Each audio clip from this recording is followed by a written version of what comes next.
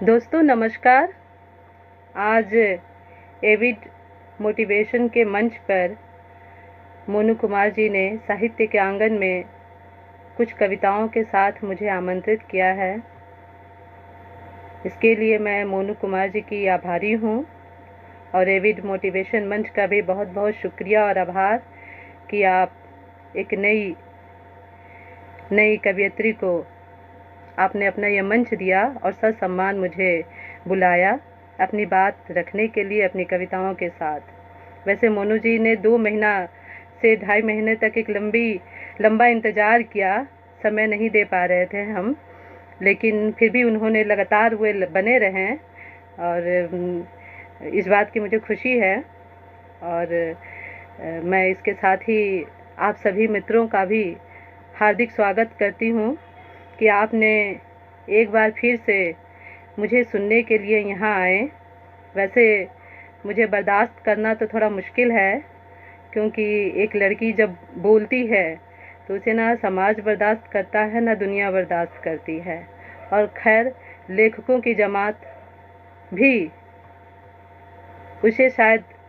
उन्हें भी शायद स्वीकार करने में थोड़ी आपत्ति होती है, क्योंकि अब इसका कुछ किया नहीं जा सकता है। अगर आप पढ़ी लिखी अपनी समझ के साथ भी आपके सोचने के का जो दायरा है अगर संकीर्ण है, सीमित है, अगर उसमें कोई बोलने वाला व्यक्ति या बोलने वाली लड़की कहीं फिट नहीं हो पाती है, तो यह आपकी अपनी समझ का फ़र्क है कि आप उसे कैसे देखते हैं। और जिस लड़की ने यह पढ़ते पढ़ते जो लड़की यह बड़ी हुई है कि गौरव की भाषा सीख नहीं, भिखमंगों की आवाज़ बदल, सिमटी बाहों को खोल घड़ूड़, उड़ने का अंदाज बदल। मैं क्लास 10 से ही ये पंक्तियाँ अपने भीतर दबाए हुए, अपने भीतर गुनगुनाते हुए और व्यवस्था के साथ लड़ते हुए बड़ी हुई हूँ। तो ऐसे में जिस लड़की का संस्कार ही, जिस लड़की के भीतर का अंतर्मन ही इन पंक्तियों के साथ बड़ा हुआ हो, उसे तो दबा लेना बहुत मुश्किल है। और जिस समय और हालात में हम जी रहे हैं, वहाँ एक व्यक्ति की बात नहीं है, वो पूरे शहर की बात होती है कि पूरा शहर जब आपको, पूरे शहर के में भी जो संकीर्ण सोच वाले लोग हैं, पढ़े लिखे संकीर्ण मानसिकता वाले जो लोग हैं, अगर आपको सुनना बंद कर दें, मानना बंद कर दें और देखना बंद कर दें और उससे वो सोचते हैं कि आप मर गए हैं, तो वे गफलत में हैं, बहुत ही गफलत में हैं। तो ऐसे शहर में रहने वाले लोगों के लिए भी जो कहते हैं कि मेरे पास कलम की ताकत है, हम लिखते हैं, हम लेखक हैं, तो ऐसे ही लेखकों की बिरादरी से मुखातिब होते हुए एक कविता मैं यहाँ रखना चाहूँगी। बीच बीच में बातचीत भी रखूँगी, बीच बीच में कविताएं भी रखूँगी, क्योंकि मोनू जी का आग्रह था कि मैम आप अपनी कविताएं ज़्यादा से ज़्यादा हमारे बीच रखें। तो पहली कविता मैं यहीं से शुरू करती हूँ। जनाब ज़रा तमीज़ से, यह लेखकों का शहर है। जनाब ज़रा तमीज़ से, यह लेखकों का शहर है। शहर लिखना जानता है, शहर लिखना जानता है, क्योंकि शहर बुद्धिजीवियों का शहर है। लेखक ही लेखक हैं, लेखक ही लेखक हैं, कवि ही कवि हैं, कथाकार ही कथाकार हैं। शहर लेखकों का शहर है। शहर लिखना जानता है, शहर लिखना जानता है। सर्वहारा की कथा लिखता है, मजदूरों की कथा लिखता है, किसानों की कथा लिखता है, मजलूमों की कथा लिखता है। ये शहर लेखकों का शहर है, यह शहर लेखकों का शहर है। बीच बीच में लाइन डिस्कनेक्ट हो रही है। यह शहर लेखकों का शहर है, शहर लिखना जानता है। दुनिया की कथा लिखता है, अमेरिका की कथा लिखता है, पाकिस्तान की कथा लिखता है, ईरान अफ़गानिस्तान की कथा लिखता है। शहर लेखकों का शहर है, शहर लिखना जानता है। बम गोले बारूद गैस की कथा लिखता है, दोस्ती बंधुत्व भाईचारे मानवता की कथा लिखता है, प्यार सौहार्द प्रेम विश्व की कथा लिखता है।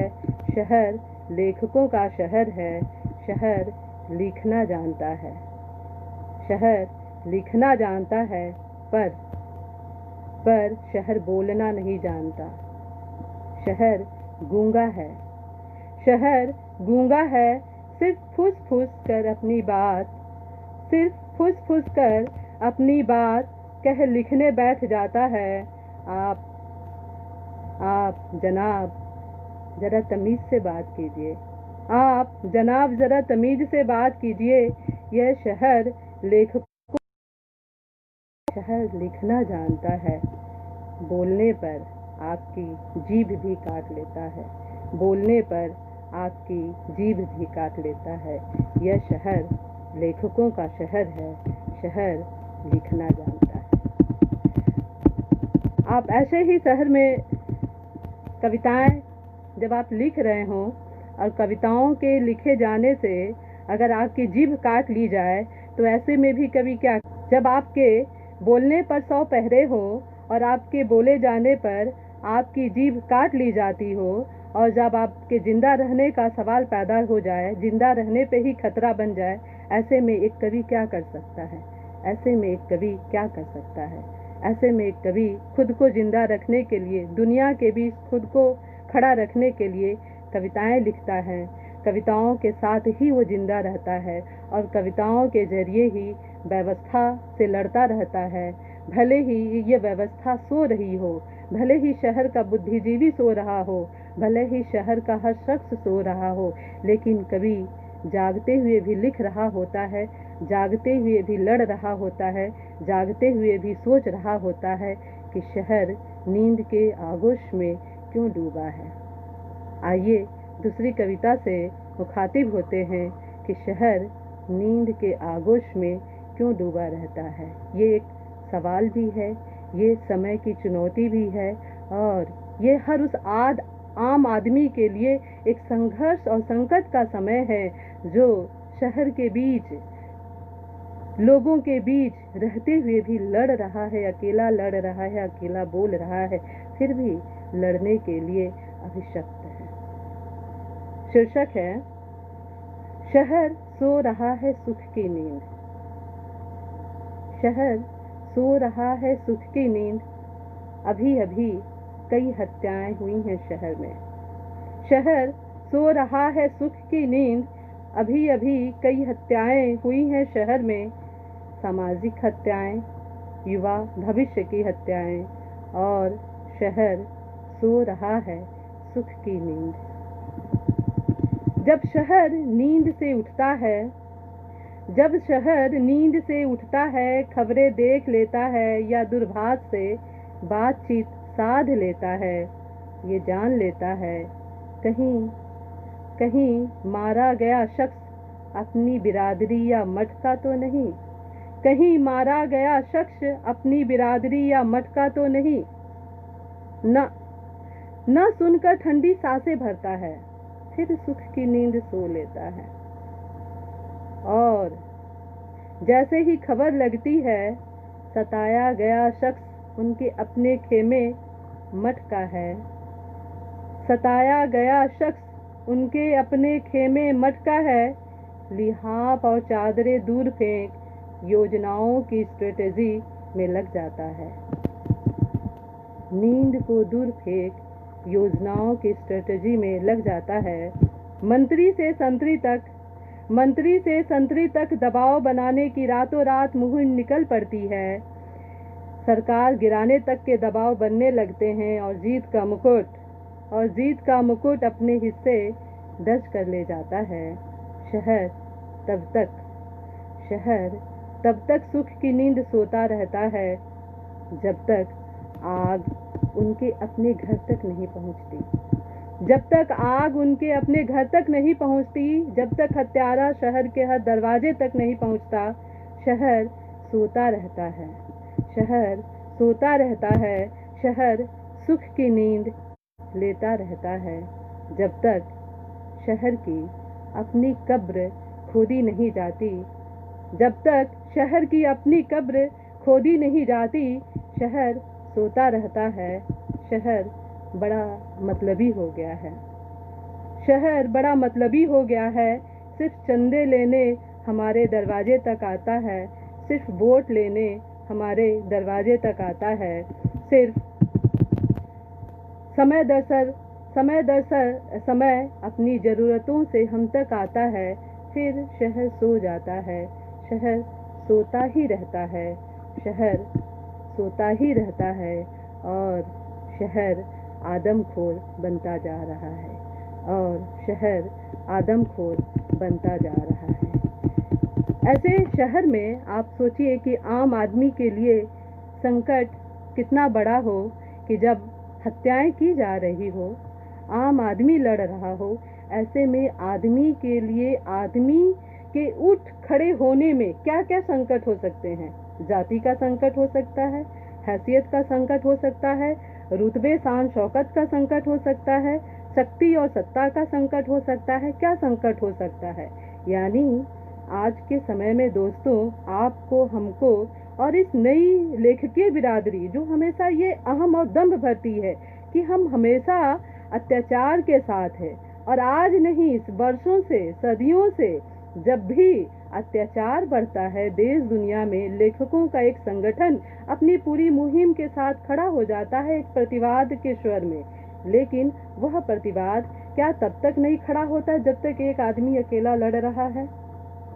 क्या एक आदमी, एक इकाई की कोई कीमत नहीं है? एक आदमी की कीमत नहीं है? कीमत कहाँ है? कीमत किसकी है? जाति की कीमत है, सत्ता की कीमत है, शक्ति की कीमत है, रुपये की कीमत है, अर्थ की कीमत है। यानी एक आम आदमी की कोई कीमत नहीं है, और एक आम आदमी इस व्यवस्था में लड़ने को हमेशा अभिशप्त है।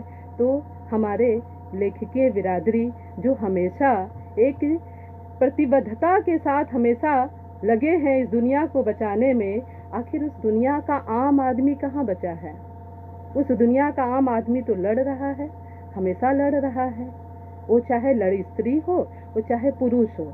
आज दुनिया में हर वो आदमी जो हाशिए पर है, जिसके पास न तो ताकत है जीने की और ना ही ताकत है लड़ने की, इसके बावजूद वो खुद को बचाने की लड़ाई लड़ रहा है। आइए अगली कविता हम बढ़ते हैं इसी बात को आगे बढ़ाते हुए कि अभी अभी व्यवस्था की सताई लड़की। ये लड़की कोई भी लड़की हो सकती है, ये लड़की एक आम आदमी भी हो सकता है, ये लड़की एक आम युवा भी हो सकता है। अभी अभी व्यवस्था की सताई लड़की। शहर का सबसे बूढ़ा बुद्धिजीवी, शहर का सबसे बूढ़ा बुद्धिजीवी एक मूर्ति की चिंता में घुल रहा है। शहर का सबसे बूढ़ा बुद्धिजीवी एक मूर्ति की चिंता में घुल रहा है। बरसों पहले अपने शहर से दूर दूसरे शहर एक आयोजन में एक मूर्ति बनवा आया था। एक मूर्ति बनवा आया था, एक बड़े साहित्यकार की मूर्ति। जबकि जीते जी वो मूर्ति बना रहा, जबकि जीते जी वो साहित्यकार मूर्ति बना रहा, जिसे जहां मौका लगा साहित्यकार के अर्थ पर खुद को खड़ा कर डाला। पर बेचारा साहित्यकार गरीब का गरीब ही रहा, पर बेचारा साहित्यकार गरीब का गरीब ही रहा। मूर्ति बना कलम घिसाई करता रहा, मूर्ति बन कलम घिसाई करता रहा। लिखे पर उनके कुछ लोग फलते फूलते गए, लिखे पर उनके कुछ लोग फलते फूलते गए। जब तक जीवित रहा पढ़े लिखों की बिरादरी आंखें मूंदे पड़ी रही। जैसे ही दुनिया को अलविदा कहा, बहुतेरे उनकी मूर्तियां टांगे टांगे घूमने लगे। और अंबुजा टावर्स के बाहर एक बच्चा भीख मांगता रहता है। घर की नौकरानी अभी अभी कुछ मनचाहा ना मिलने पर बिसुरते हुए बाहर निकली। अभी अभी कुछ युवा संस्थान से बाहर खदेड़ दिए गए। अभी अभी व्यवस्था की सताई लड़की न्याय की गुहार लगाकर आगे आई। बूढ़ा बुद्धिजीवी तमाम चेहरों पर बेजान मूर्ति के बदरंग होने का राग अलापता रहा। दुनिया के कोने कोने से लोग उनकी चिंता पर घुले जाते रहे। हाँ, ये सच है। हाँ, ये सच है। दुनिया जिंदा बुत खानों का म्यूजियम बनती जा रही है। हाँ, ये सच है। ये दुनिया जिंदा बुत खानों की म्यूजियम बनती जा रही है। दोस्तों, हम ये कविता लिखते समय मैं सोच रही थी कि आम आदमी आपके सामने रो रहा है, खुद को बचाने के लिए आपके साथ सहयोग की बातें कह रहा है, लेकिन वह आम आदमी कह रहा है कि भाई हम आपके साथ कैसे खड़े हो जाएं? हमें तो व्यवस्था में भी जीना है, हमें तो व्यवस्था में भी जिंदा रहना है। हम कैसे वहाँ आपके साथ खड़े हो जाएं? आखिर एक सवाल वो दागते हैं, आपके साथ क्यों खड़ा हुआ जाए? आपके साथ क्यों खड़ा हुआ जाए और आपके साथ कहिए क्यों लड़ा जाए? क्यों? इस क्यों का जवाब तो मेरे पास भी नहीं है, क्योंकि अगर आदमी आदमी की लड़ाई में खड़ा नहीं हो पाता है, जिस आदमी की लड़ाई से ही हमने अपने सारे व्यवस्था के अलग अलग सांचे तय किए, सारे व्यवस्था के अलग अलग ढांचे बनाए, उसी आम आदमी के नाम पर आज आपका ये प्रश्न अगर खड़ा होता है कि आपके लिए क्यों खड़ा हुआ जाए, तो ऐसे में उसका कोई जवाब हमारे पास तो नहीं है। हमारे पास बड़े बड़े मनीषी हुए, बंगाल से रविन्द्रनाथ टैगोर हुए, देश दुनिया में जिनको हम अभी हमने याद किया 2 अक्टूबर महात्मा गांधी को। हम सभी ने अपने संस्थानों के भीतर, अपने छोटे छोटे ऑफिसों में, अपनी पूरी व्यवस्था के भीतर रविन्द्रनाथ टैगोर और गांधी की मूर्तियों को हमने लगा रखा है। सभी ने अपने अपने यहाँ बुद्ध की मूर्तियों को, गांधी की मूर्तियों को, रविन्द्रनाथ टैगोर की मूर्तियों को लगा रखा है, लेकिन आज उनके आदर्श कहाँ गए? आज उनके रविन्द्रनाथ टैगोर के आदर्श हम भूल गए हैं, गांधी के आदर्श हम भूल गए हैं और बुद्ध के आदर्श हम भूल गए हैं। हम केवल तिथियां आने पर केवल खाना पूर्ति करते हैं, और असल में उनका संदेश हमारे दिमाग से, हमारे दिल से, हमारे पूरे संस्कार के भीतर से गायब होता है कि जिनके स्वर को लेकर हमने दुनिया में एक बड़ी जीत हासिल की और दुनिया के लोगों तक हम पहुंच पाए, पूरे विश्व में खड़े हो पाए, आज हम उन्हीं के आदर्शों को खो बैठे हैं। आखिर ये मूर्तियां दीवारों पर चिपकाने का क्या फायदा है? गलियारों से गुजरते हुए जब आप टैगोर और गांधी की मूर्तियां मैं देखती हूँ दीवार पर लगे हुए, तो मुझे लगता है कि उन गलियारों में बैठकर वे शायद रो रहे हैं और दोनों आपस में शायद चिंता जाहिर कर रहे हैं कि ये दुनिया तो हमने नहीं सोची थी, ये दुनिया आखिर कौन सी दुनिया बन गई है, इस दुनिया का सपना तो हमने नहीं देखा था। आइए अगली कविता हम इसी के साथ चलते हैं। कवि गुरु रविन्द्रनाथ टैगोर की जयंती पर मैंने ये कविता लिखी थी। आइए रविंद्र बाबू बैठिए, आइए रविंद्र बाबू बैठिए, बहुत दिन बीत गए इस विश्व नीड़ में आए,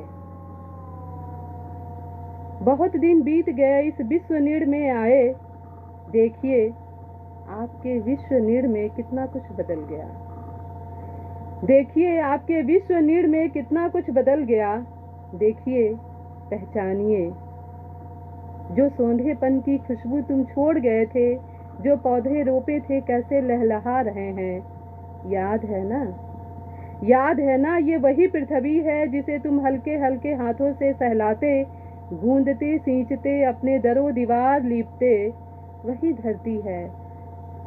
धरती है जिसकी सोंधी गंध में बैठ कविताएं लिखा करते, चित्र शिल्पी बने फिरते,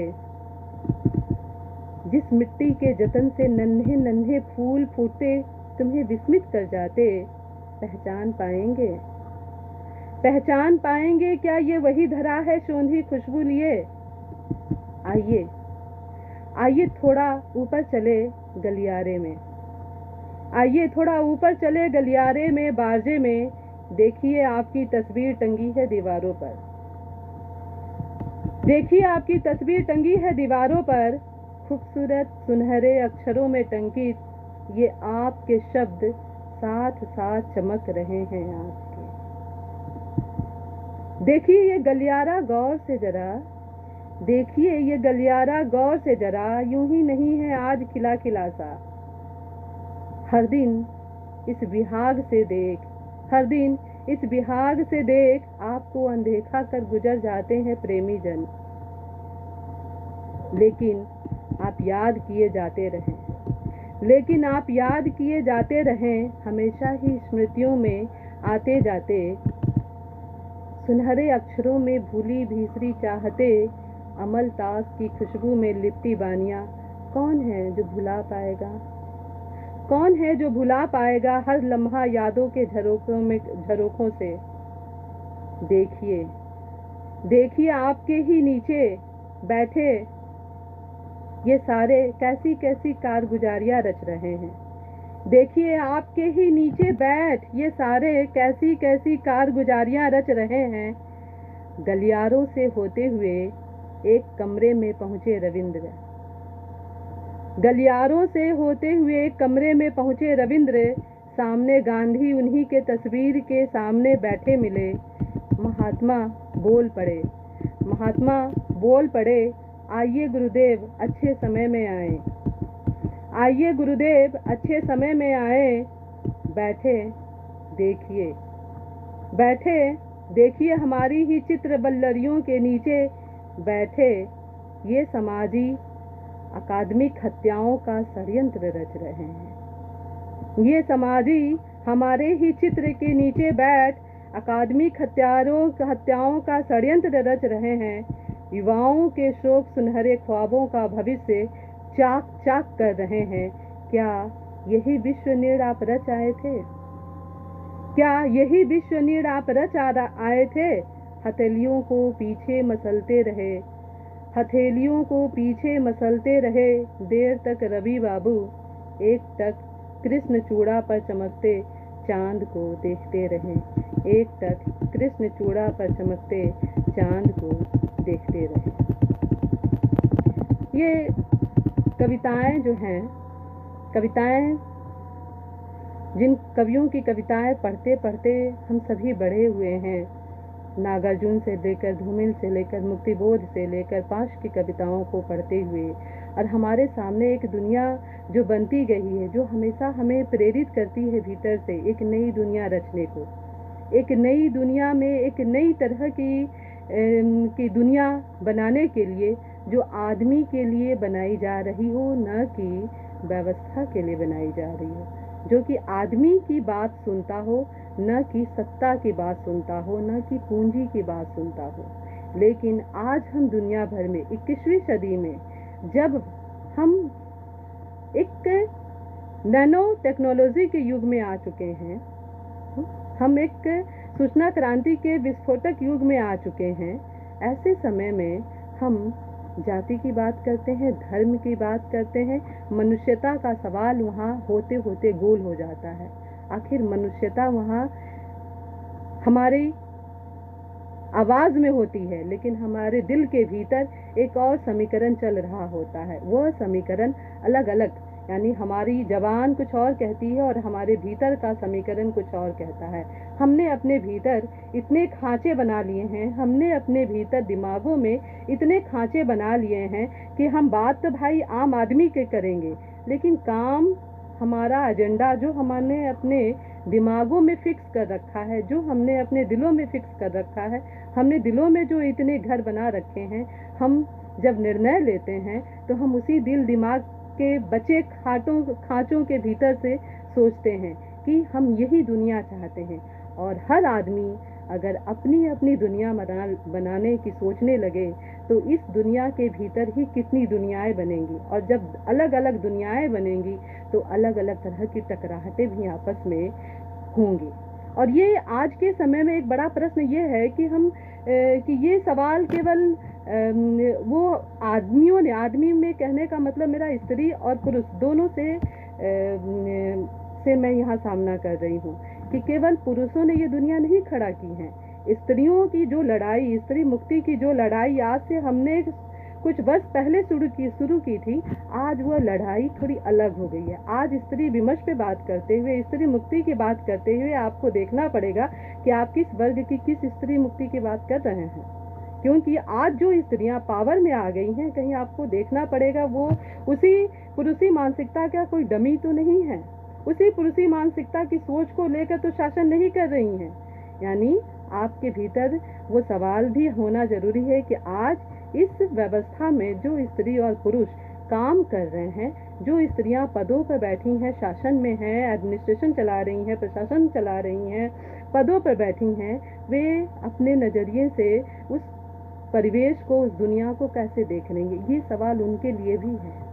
इसी पर मैंने स्त्रियों पर भी मेरे संग्रह में कुछ लोगों की आपत्ति हो सकती सवाल मैं हमेशा खड़े करते रही हूँ, क्योंकि मुझे लगता है कि आज जो लड़ाई हमने शुरू की थी पुरुषी मानसिकता की, आज कुछ महिलाएं जब पदों में, शासन में, सत्ता में आ गई हैं, तो कहीं ना कहीं वो उसी का एक डमी जो है, उसी का एक डमी कैरेक्टर है। अब अगली कविता हम देखते हैं। अगली कविता का शीर्षक है रानी ने सुन लिया, रानी ने सुन लिया तो काला पानी।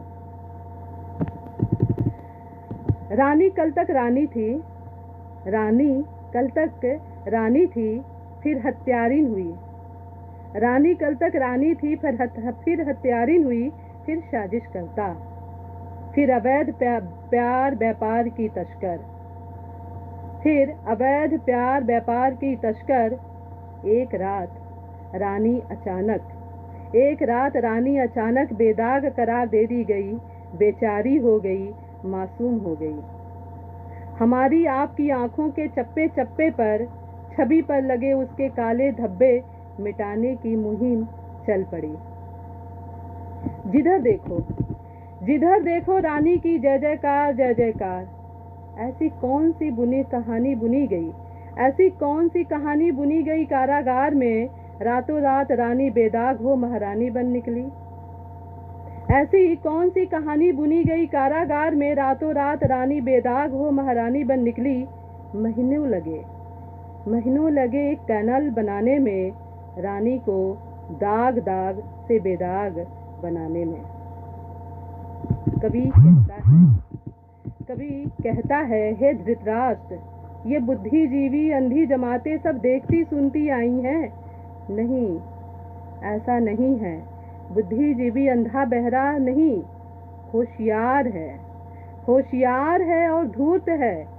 आदमी देखकर बात करता है, आदमी देखकर बात करता है, आदमी की हैसियत देखकर बात करता है, आदमी की औकात देखकर बात करता है।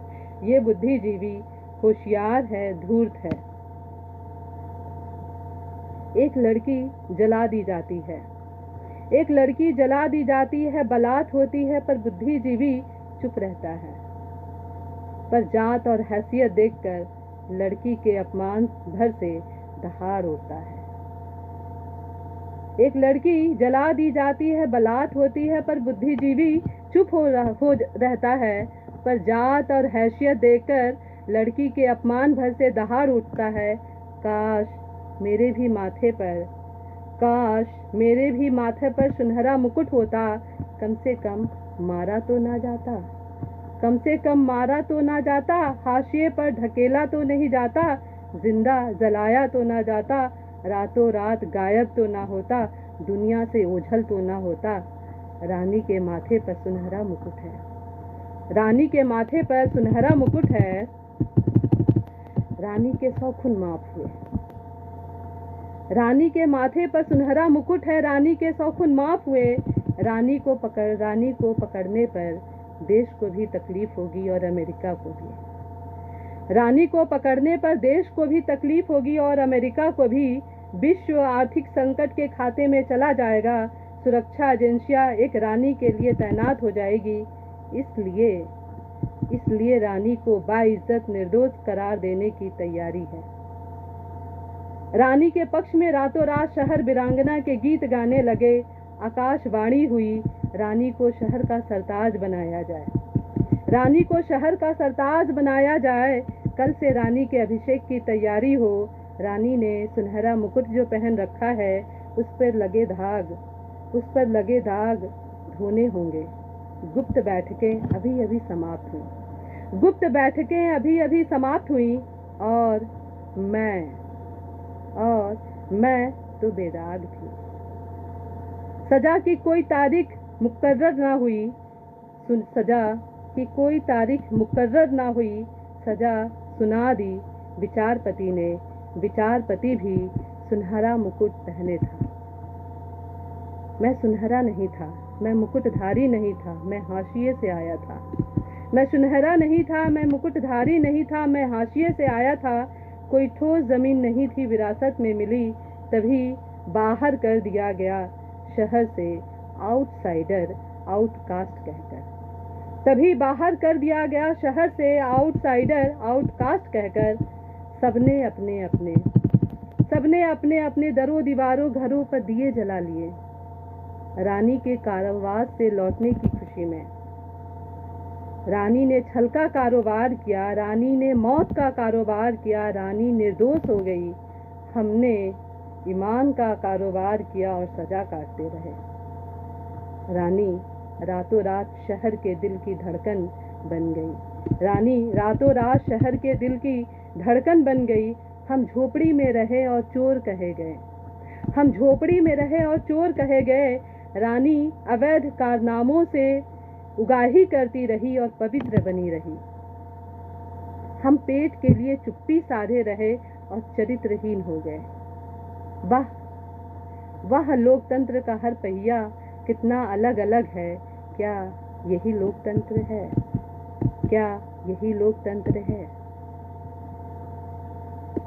अरे बेवकूफ लड़की चुप रह, अपनी औकात में रह। रानी ने सुन लिया तो काला पानी तय है। रानी ने सुन लिया तो काला पानी तय है। तो आप देख सकते हैं दोस्तों कि देश दुनिया में जो स्थितियां और हालात हैं, जिन स्थितियों और हालातों में एक आदमी एक ईमानदारी के साथ उसके जीने के कितने संकट है, और एक आदमी अगर बेईमानी के साथ जी रहा है, और एक आदमी अगर छल के साथ जी रहा है, एक आदमी झूठ के साथ जी रहा है, तो भी वो बेदाग बना इस शहर का सिरमौर बना रहता है। आपके पास कुछ नहीं, केवल पावर चाहिए। सत्ता का पावर हो या शक्ति का पावर हो या अर्थ का पावर हो, तीनों पावर आपके पास हैं तो आप जो हैं शहर के बादशाह हैं। चाहे वो स्त्री हैं या पुरुष हैं, आप कोई भी निर्णय लेने के लिए स्वतंत्र हैं। भले ही आप खुलेआम 100 लोगों की हत्याएं कर दीजिए, लेकिन आपसे कोई पूछने नहीं आएगा इस हत्या के पीछे की वजह क्या है, ये हत्या क्यों की गई। ये लोकतंत्र का सवाल है। हम लोकतंत्र में सवाल रख रहे हैं कि कोई भी पूछने नहीं आएगा आपकी हत्या करने के पीछे का मोटिव क्या है। आखिर न्यायपति भी तो सजा देने से पहले, फांसी की सजा, कारावास की सजा देने से पहले वो पूछता है, वो साबित करता है कि इसका गुनाह क्या है। लेकिन आज बहुत से ऐसे लोग हैं जो पहले विचार करने से पहले वो सजा सुनाते हैं। और ये सवाल जो है देश दुनिया में कई कई जगहों से उठ रहे हैं। ये केवल एक शहर का प्रश्न नहीं है, एक शहर के सवाल नहीं है, बल्कि ये देश दुनिया के सवाल हैं जो हर जगह से उठने ही चाहिए। और ऐसे में जब आपके पेट पे लात मारा जाता है, आप समाज के बुद्धिजीवियों से, समाज के जनप्रतिनिधियों से अपनी हक की बात करने जाते हैं, तो वे बुद्धिजीवी पूछते हैं कि दोस्त तुम्हारी विचारधारा क्या है। वे संस्थान में बैठे लोग जो कि एक कमेटी बनाकर चलते हैं और समाज के और शहर के मुख्य ओहदेदार लोग होते हैं जिनको एक कमेटी दी गई है, वो पूछते हैं आपकी विचारधारा क्या है, आपकी बातें क्या है, आप कौन सी विचारधारा से, कौन से विचार से ताल्लुक रखते हैं। यानी रोटी देने के सवाल पर आपकी विचारधारा देखी जाती है, आपकी जाति देखी जाती है, आपका धर्म देखा जाता है, आपके विचार पूछे जाते हैं। अगली कविता दोस्तों यहीं से आती है। कौन सी राजनीति करते हैं आप?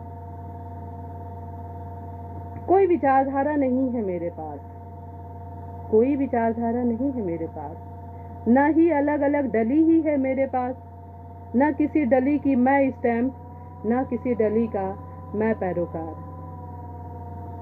तुम कहते हो दोस्त मैं बेकार ठहरी, तुम कहते हो दोस्त मैं बेकार ठहरी, बिन धारा के मैं रोटी मांगती हूँ, तुम धारा पूछते हो। बिन धारा के मैं रोटी मांगती हूँ, तुम धारा पूछते हो। मैं हक मांगती हूँ, तुम धारा पूछते हो। मैं नौकरी मांगती हूँ, तुम धारा पूछते हो। गर गर न धारा की धरा हूँ, न धारा की धार, न ही धारा की मैं हूँ, न धारा की अनगिनत स्रोतें फूटती हैं यहाँ। तो दोस्त बताओ, क्या मैं बेकार ठहरी? अनगिनत धाराएं बहती हैं यहाँ, अनगिनत धाराएं बहती हैं यहाँ, हर धारा की धार के फिर भी देखो एक दुनिया के भीतर कितनी दुनिया बसती है यहाँ। एक धारा के कितने पैरोकार, एक धारा के कितने पैरोकार, हर पैरोकार की कितनी धाराएं। फिर भी मजदूर रोता है, रोटी चांद का टुकड़ा है।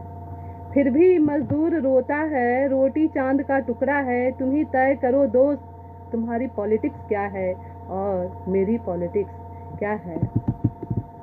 जिस वक्त मुझे रोटी चाहिए तुम मेरे विचार पूछ रहे हो, जिस वक्त मुझे रोटी चाहिए उस वक्त तुम मेरी धारा पूछ रहे हो।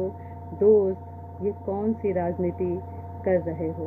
दोस्त तुम ये कौन सी राजनीति कर रहे हो? तो दोस्तों, ये सवाल कुछ हैं जो कि समय के साथ साथ पैदा हुए हैं, समय के साथ साथ जन्म लिया है।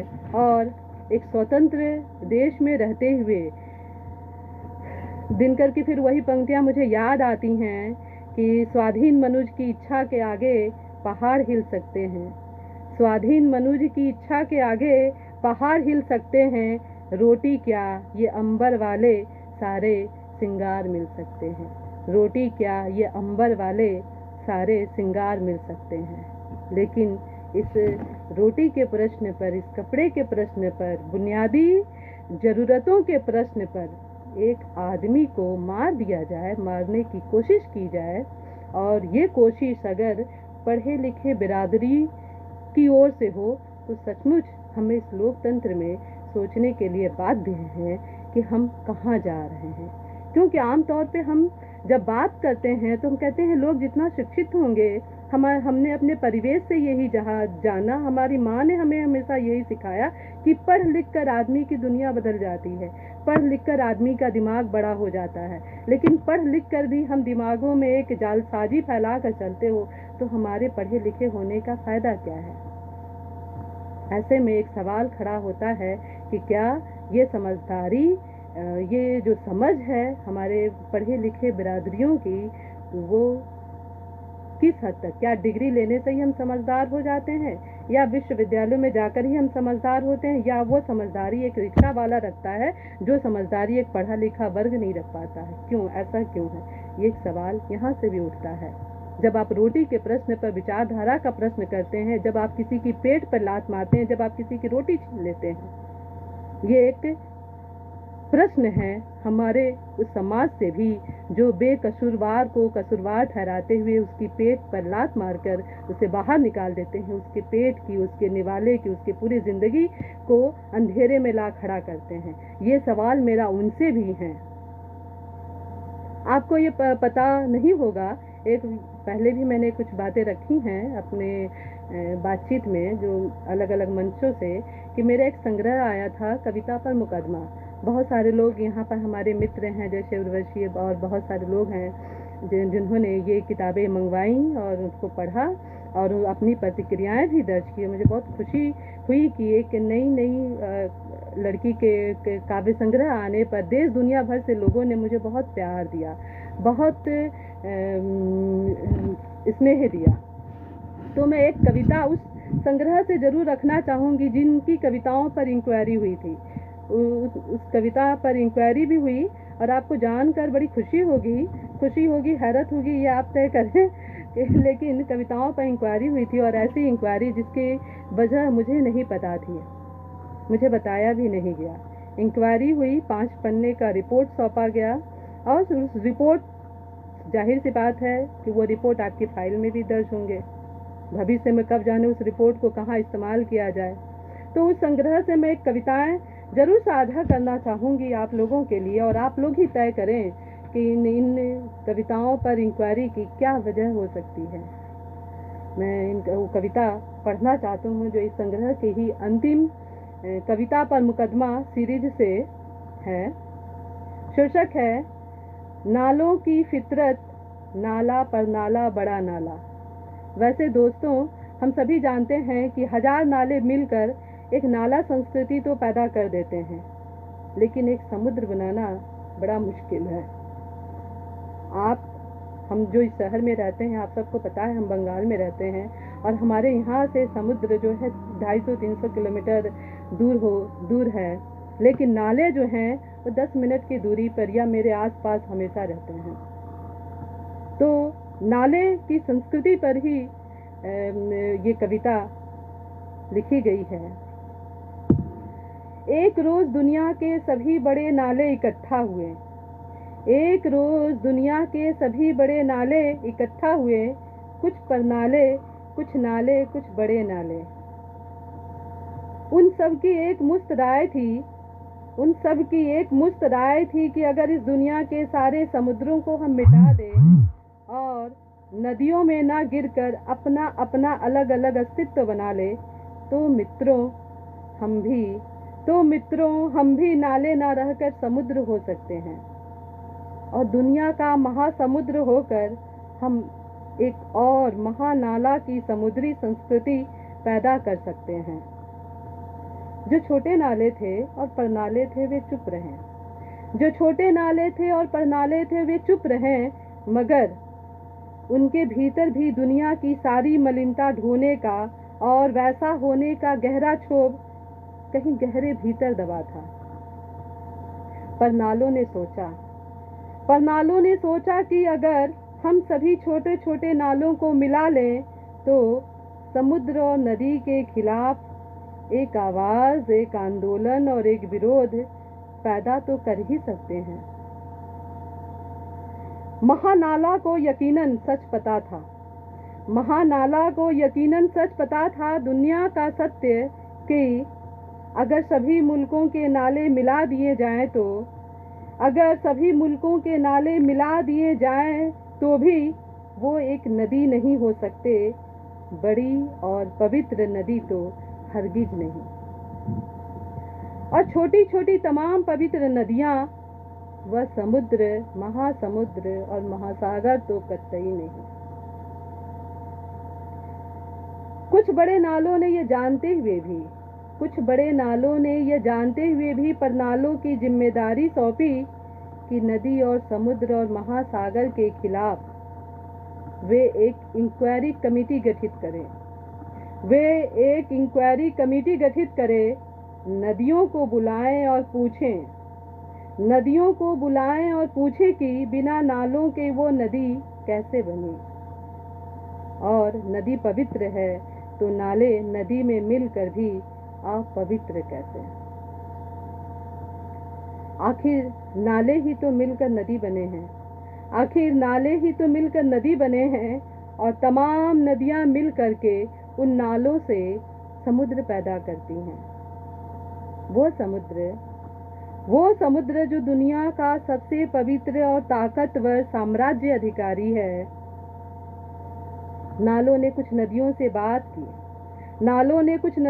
बात की कि तुम अगर समुद्र में ना मिलो, हिंद महासागर भूमध्य सागर में मिलने से इनकार कर दो, तो ये सागर अस्तित्वहीन हो जाएंगे। बिना नदियों के इनका प्राण क्या है, बिना नदियों के समुद्र की पवित्रता कहाँ है। यहाँ तक कि नालों ने कुछ डेल्टाओं को भी इस मामले में बुलावा भेजा और ये कहा कि डेल्टाओं, जानते हो डेल्टाओं, जानते हो तुम्हारा असली इतिहास क्या है? अगर ये नाले परनाले महानाले नदियों से न मिले होते और नदियाँ समुद्र से न मिली होती तो समुद्र किसको उलीच कर पैदा करता तुम्हें? ये नाले ही तुम्हारा इतिहास है, ये नाले ही तुम्हारा इतिहास है। अगर ये नाले न बने तो तुम्हारे पूर्वजों का ऐतिहासिक कालखंड फिर क्या था? कुछ डेल्टा भी नालों के साथ हो लिए। उन्हें भी संदेह था समुद्र की नीयत पर, नदियों की नीयत पर। उन्हें भी संदेह था महासमुद्रों की नीयत पर। अब तक के इतिहास में यही बताया गया कि अगर समुद्र ना होता, महासमुद्र ना होता, महासागर ना होते तो डेल्टाओं का ना इतिहास होता, ना वर्तमान होता, ना भविष्य होता। समुद्र और नदियों के खिलाफ एक महाअभियान यहीं से शुरू हुआ। समय चक्र चल रहा है, समय चक्र चल रहा है, महाचक्र चल रहा है। कौन तय करेगा कि किसका इतिहास सत्य के ज्यादा करीब है और कौन सा इतिहास मिथकीय और तर्क संगत नहीं है। दोस्तों, ये नाला संस्कृति हम सब के आस पास है। हमें आपको ही तय करना होगा कि हम नाला संस्कृति को बढ़ावा दें या हम अपने आस पास जो है एक समुंदर की तरह एक विराटता, उदात्तता की संस्कृति को लेकर चले।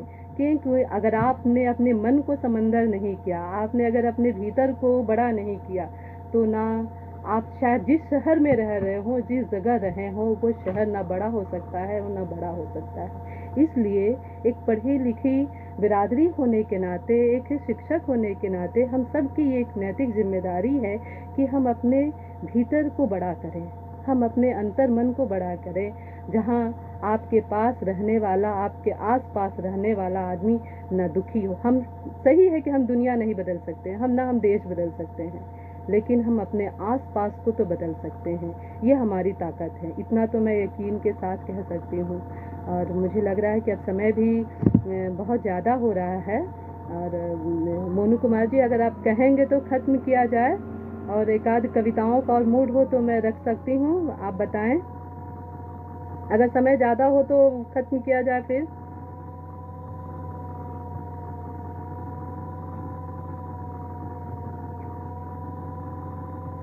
एक अंतिम कविता से मैं अपनी बात खत्म करना चाहूँगी, क्योंकि हमारे यहाँ बंगाल में दुर्गा पूजा का बहुत महत्व है और ये इस महीने दुर्गा पूजा एक हम बड़े धूमधाम से मनाते हैं। तो मैं दुर्गा पर एक कविता जरूर, अभी दुर्गा आने वाली हैं, लेकिन मेरी कविता का शीर्षक है दुर्गा चली गई। इस अंतिम कविता के साथ जो है मैं अपनी बात खत्म करना चाहूँगी। दुर्गा चली गई, दुर्गा चली गई और उजाले से भरी एक शाम गुजर गई। दुर्गा चली गई और उजाले से भरी एक शाम गुजर गई। शहनाई की धुन रुक चुकी थी, शहनाई की धुन रित चुकी थी। निःशब्दता ही निःशब्दता हर ओर। शाम अंधेरा ओढ़ चुका था, शाम अंधेरा ओढ़ चुका था। अंधेरे में जलता कोई लैंप पोस्ट अकेले नितांत निर्जन में खड़ा थोड़ा थोड़ा पीता रहा अंधेरा, थोड़ा थोड़ा पीता रहा अंधेरा। सदियों से तो पी रहा है और हर रोज अंधेरे से गलबहियां डाले निकल पड़ता है मधुशाला की राह। और हर रोज अंधेरे से गलबहियां डाले निकल पड़ता है मधुशाला की राह। आखिर उसे भी तो जीना है। दुर्गा आई थी, दुर्गा आई थी साज संग के साथ, सखा सहेलियों के संग लक्ष्मी के साथ आई थी। उसके आते ही शहर रंगों की रोशनी से नहा उठा, शहर रंगों की रोशनी से नहा उठा। हर दरवाजे पर चिराग ही चिराग, शहनाई ही शहनाई, उसके आते ही शहर चिरागों से जल उठा। सदियों से तो आ रही है, सदियों से तो आ रही है उसका घर जो है, पर उसके जाते ही दरो दीवार की काई लौट आती है, पर उसके जाते ही दरो दीवार की काई लौट आती है। दुर्गा आई थी आकर चली गई, दुर्गा आई थी आकर चली गई, गली में आई थी, चौराहे पर आई थी, जितने भी टोले थे वहां आई थी। घूम घूम कर देख गई, घूम घूम कर देख गई, जो कुछ छोड़ गई थी पिछली दफा, वहां क्या बदला, वहां क्या बदला। कुमार टोली से निकल धर्मतल्ला गई, सॉल्ट लेक, लेक टाउन होते हुए विश्व भ्रमण पर निकल गई। घूम घूम कर दुनिया देख आई, घूम घूम कर दुनिया देख आई। दुर्गा उदास हो, दुर्गा उदास हो हुगली नदी के तट से होते हुए दक्षिणेश्वर पहुंची।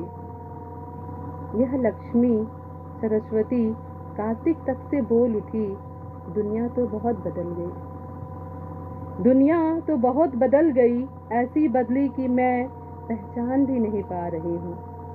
पर आदमी कहाँ बदला, पर आदमी कहाँ बदला, वो देखो, वो देखो इतनी दुर्गाएं चौखटों पर रंग रही है अपनी अपनी किस्मतें।